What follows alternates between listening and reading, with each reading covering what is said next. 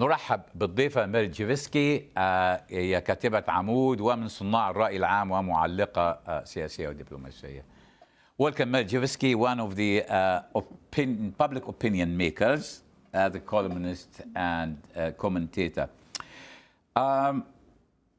The story of the memo, I was just saying before you came in, let me just ask that question in Arabic. قبل ما تيجي كنت بسأل عن تعريف الخبر والمذكرة عند عمر شاكر. هي دي فعلا الخبر. Before you came in, I was talking about the definition of news as Lord Northcliffe 100 years ago said, information someone trying to suppress. That memo there, are we actually living now in an age where you really have to go to phone tapping, you have to go to listening to people, or you zoom lens the camera to get information? Well, it's still amazing to me that an ordinary camera, like a phone camera or a press camera, can actually pick up that amount of detail and then magnify it so you can read the complete sheet of paper that this government aide had in her hand. I mean, that's totally amazing to me. حكاية يعني مسألة إن الناس عايزة تخفي المعلومات. The officialdom's obsession with secrecy. Well, because you served in the Eastern. Absolutely. There is an obsession with secrecy, which means that you have to ask yourself why officials are still walking around with documents, even handwritten documents like this, in plain sight.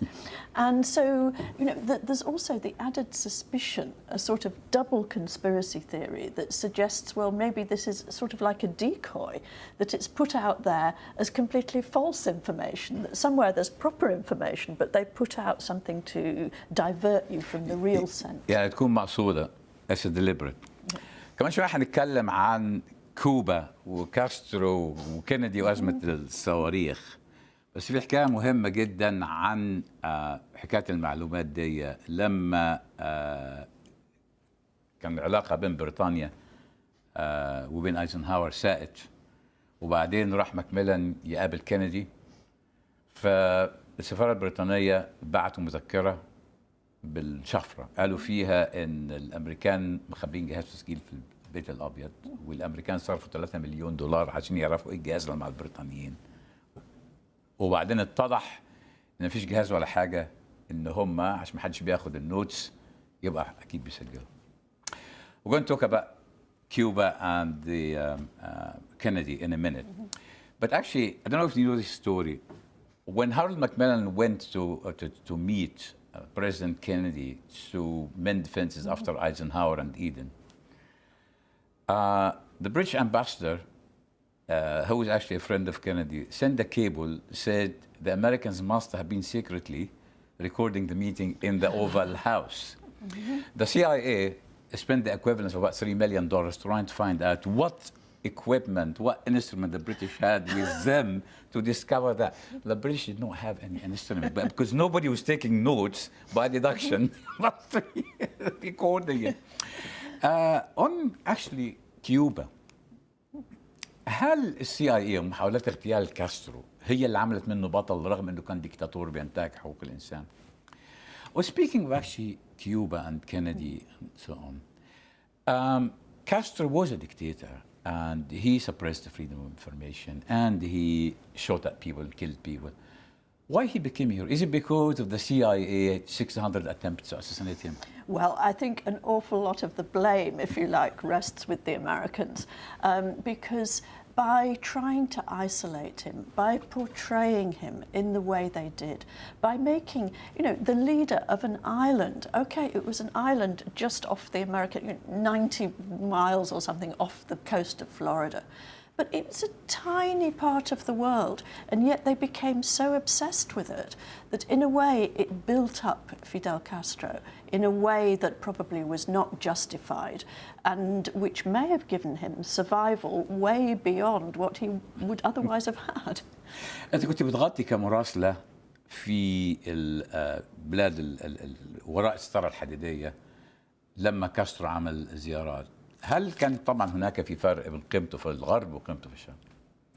When you were covering the behind what used to be the Iron Curtains and Castro's visit, so we have two definitions of Castro, East and West. مع انتخاب ترامب وانت كتبتي عن اصلاح العلاقات مع بوتين، هل سيكون هناك تعريف جديد علاقات البلدان اللي هي زي كوبا؟ You have written actually the earliest people to write that was Trump. We have a chance now of ending the Cold War and totally new relationship with Putin. Are we going to see now a different definition of countries which used to be like Cuba under Trump-Putin relationship? Well, I think one of the very interesting things is actually what happened specifically about Cuba, because President Obama's opening to Cuba was completely, I mean, that was epoch-making in terms of a change in American foreign policy. And Trump, I think maybe because he wanted parts of the Republican vote, said, well, he would roll back some of the initiatives that Obama had done. I'm not sure whether that will actually be for real, because if you imagine a President Trump and his interests, you know, his history, real estate, business, all those sort of things, colourful character, I don't see how he can resist the temptation to carry on the rapprochement with Cuba and maybe even have something like a sort of American opening and Marshall Plan for Cuba. You know, I can see all that happening. خاصة وإن نوعية الاستثمار بتاعة ترامب هي في الكازينوهات وفي الأوتيلات اللي كوبا قامت الثورة فيها 58 عشان تمنحها. As you correctly said, the kind of investment Trump invests in is casinos and hotels and, you know, the Godfather type thing, which actually the revolution started against this in Cuba. So are we seeing a rollback to 1950s investments there under Trump? Well, it's tempting to see it that way, isn't it? I mean, I know there are probably people forecasting that you're going to have Cuba, maybe if it gets even closer to the United States, you know, looking at sort of statehood, maybe American expanding and taking in Cuba. I think that's completely out of the question, because the sort of self-reliance and sense of autonomy and independence that Cuba had under Castro, okay, I don't think you're going to lose that in a few seconds, even a few years. Okay. عودة اللي انت كتبتيه بالنسبة لقراءنا اللي هم مشاهدينا اللي هم مهتمين شوية بالشرق الأوسط، يعني انت كان لك رأي مختلف بالنسبة للعلاقة بين روسيا وأمريكا عن سوريا. هل سنرى إسراع بالحل في سوريا بتقارب بوتين وترامب؟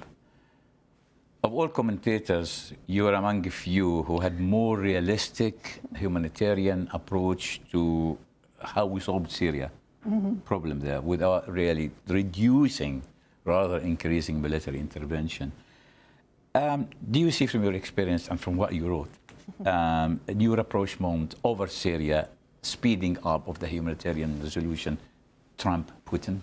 Yes, I do see that actually. And I think you can almost see it now, even before Trump has taken over. I mean, there's a convention in the United States that once a new president has been elected, the old, as it were, the existing president doesn't do anything to change, anything to change foreign policy hugely that leaves a big debt for his successor. But I can almost see that the moment Trump was elected, and he campaigned on a policy of saying, well, we have to be very clear about what our interests are and aren't, and he didn't see direct American interests in Syria. And I think you can see almost from that date that there was an American, at least there was a sort of pullback in words as well as maybe in deeds. And it was very quickly that the Syrian government and the Russians managed to break the blockade of eastern Aleppo, and it looks as though in the next few days we could be seeing the actual fall of eastern Aleppo. Now, some people will say this is an enormous humanitarian tragedy, which of course it is.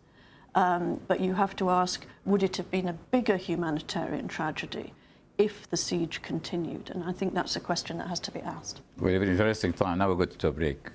والآن نذهب إلى استراحة قصيرة. ابقي معنا Dejevsky.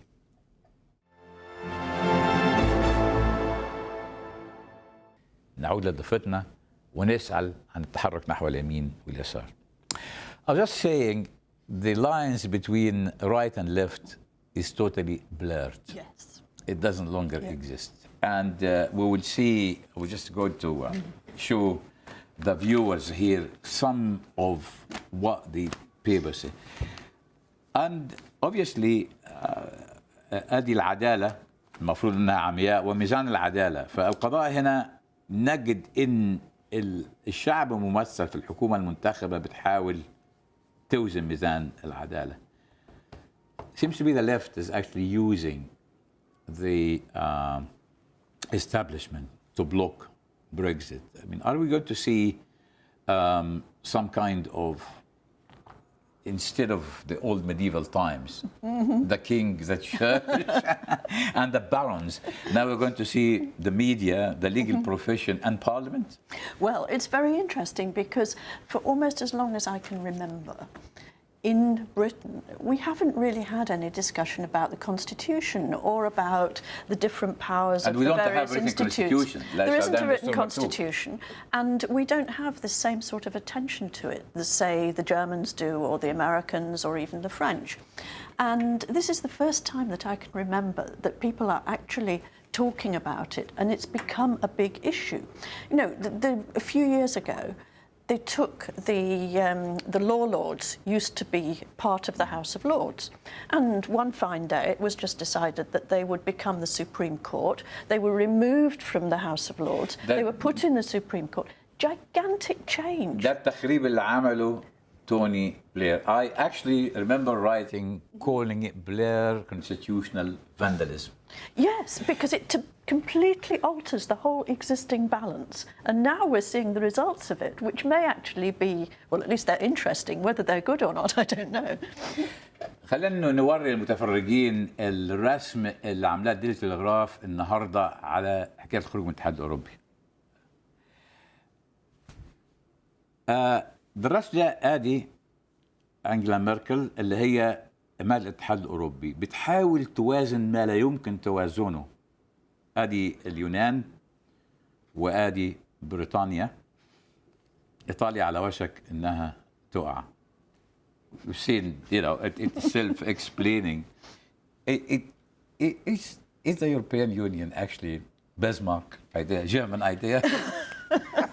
Well, it's always been tempting to see the sort of German dominance now in the European Union as being the sort of unification that was intended, you know, first by Bismarck, and then, you know, there were all the accusations during the referendum campaign that this was, as it were, the Third Reich in its new incarnation. Fourth Reich. Fourth Reich. But, you know, that cartoon is very interesting because it shows in a way how difficult it all is. I mean, there is Merkel sort of bigger than any of the other elements, but all the other elements can actually come together in all sorts of different ways. And you see, they don't balance Merkel's power, but they do make it extremely difficult to govern anything like Europe.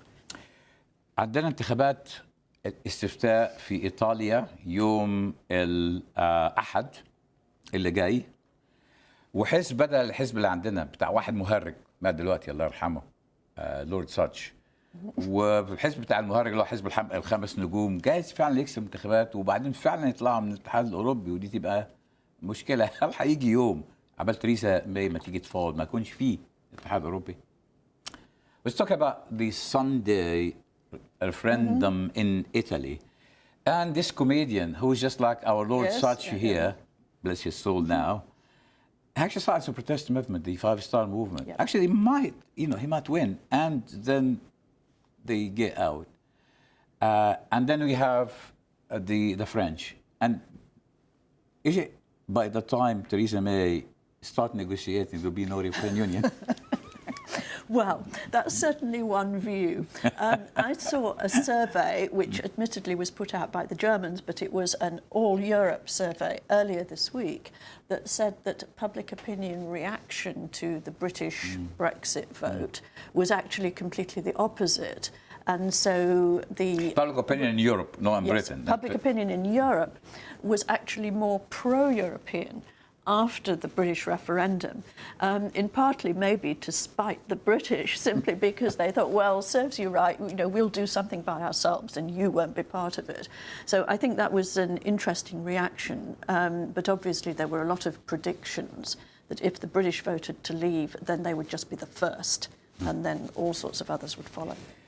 لما الجمهوريون في فرنسا حطوا فرانسوا فيلون عشان يوقف ماري لابين، هل هو تحرك لليمين وده زعل الجماعة اليساريين وحيرجع تاني للوسط، ولا هو ده بالفعل وجهة نظره لأن الناخب الفرنسي تحرك في هذا الاتجاه؟ وده طبعا بيدفعنا لسؤال تاني، هل يعني هنا ان الفرنسيين اللي هم دائما بيصوتوا وسط ويسار هيمتنعوا عن التصويت وبالتالي في احتمال ان ماري لابين تفوز؟ Has actually François Fillon moved himself and his rhetoric to the right to accommodate the French votes, take it away from Marine Le Pen, and then he's going to move back there? Or is he going to remain there? And if he's going to remain there, the French who traditionally sort of left of our Labour would not go and vote, and then Marine Le Pen actually become a president by default. Is that a possibility? I'm very sceptical about Marine Le Pen's chances of ever becoming president, because although you can say the climate of opinion in France and in Europe maybe has changed since the time when her father reached the second round, I think that the overwhelming view in France is stop the National Front at any cost. And I think that was partly behind the vote in the first primary for Fillon over the other two candidates, that he was seen as the one who was most likely to be able to contest the presidency with Marine Le Pen. نشكر Dejevsky من كبار الصحفيات البريطانية. Thank you very much, Mary, for giving us this wonderful view.